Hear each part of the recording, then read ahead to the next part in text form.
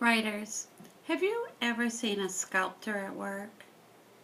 I think some of you have even sculpted yourself with Mrs. Chapman.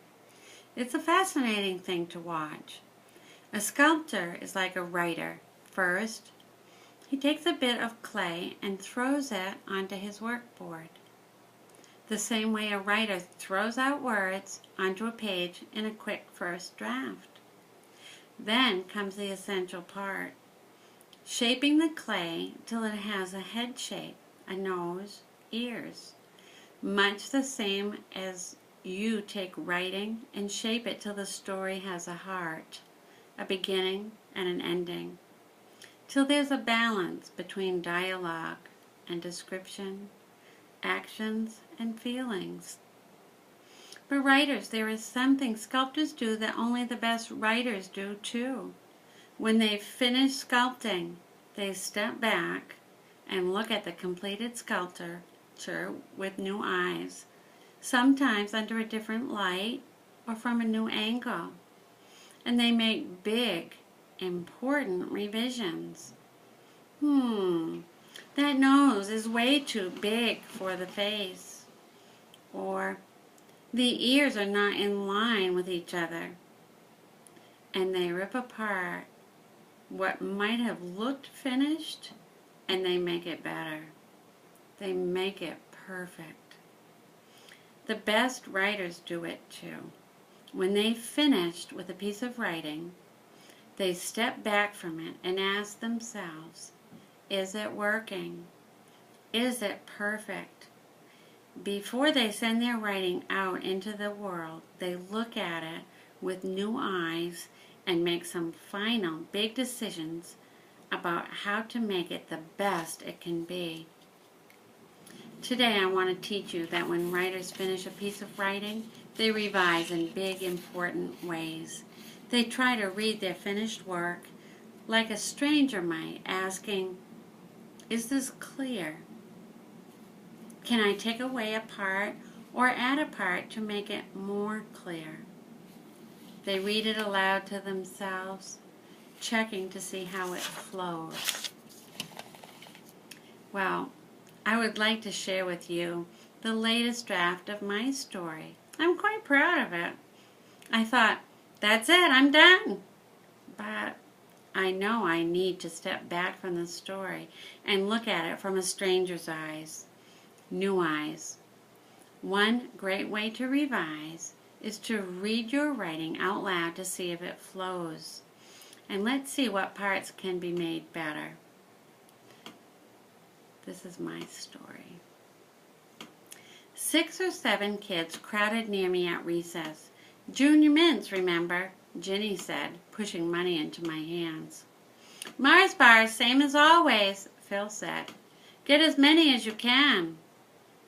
A giant-sized box of dots, Joey called. Twizzlers, said Mandy. I stuffed their dollars into my Parker pocket. I didn't have time to write a list because I had to get to the store and back before the teachers realized I was gone. Maybe I've overdone it with the dialogue about candy.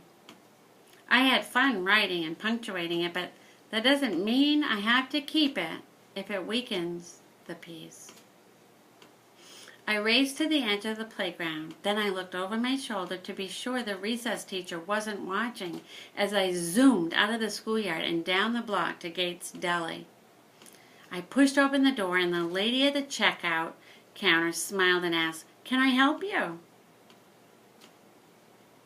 Writers, I'm thinking that I didn't show the internal story of what I felt as I raced to the store. I didn't show how scared I was, how guilty I felt, or how desperate I was to do something that would keep the kids liking me. I'm going to put a note here that I could revise this. I spilled my goods onto the counter.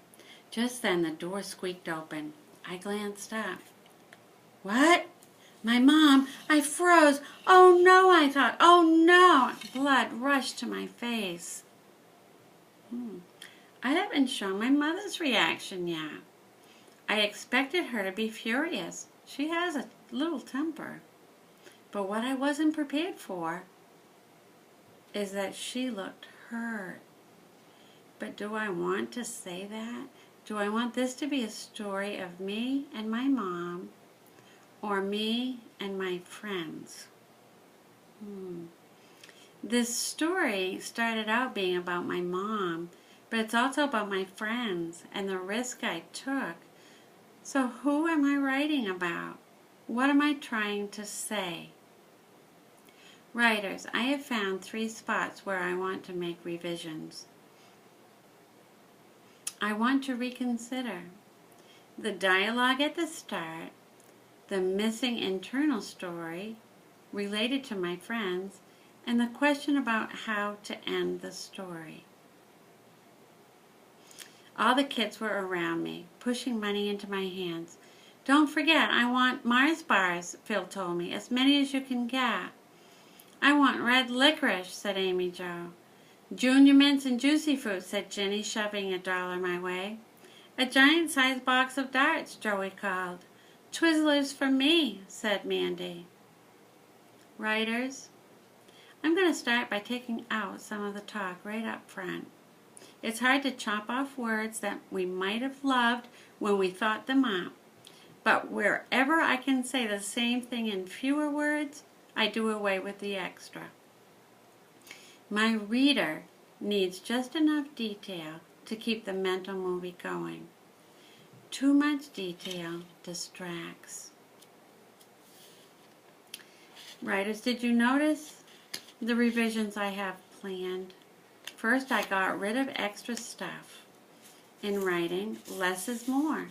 And good revision almost always need a writer to trim away useless words. Then I asked myself a question. Every writer must ask this when they think they're done. Who or what am I writing about? What am I trying to say? Well, here's the secret. Writers don't know the answer to this question when they start out. They might think they're writing about one thing, like my mom, and wind up discovering that this story could be about something else entirely. Kids, I'm trying to impress who'll never accept me. We don't know where our writing will take us, and unless we step back from a finished draft to ask this tough question, we will never know. This is the biggest revision we can make, to decide what is our story going to be about, and change it so that the reader figures out what we're trying to say about the person or thing. Was this story about me and my mom, or about trying to impress the kids? So right now, I want you to pick up the draft of your story that you're working on, and I want you to find a part that feels done. Then, I want you to read it like a stranger might, asking, is this clear? Can I take away a part or add a part to make it more clear? Read it to yourself, checking if it flows.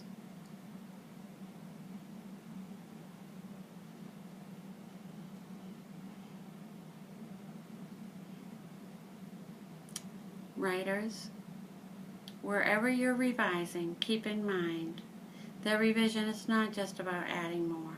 It's also sometimes about taking away things that are overused or that don't match your message.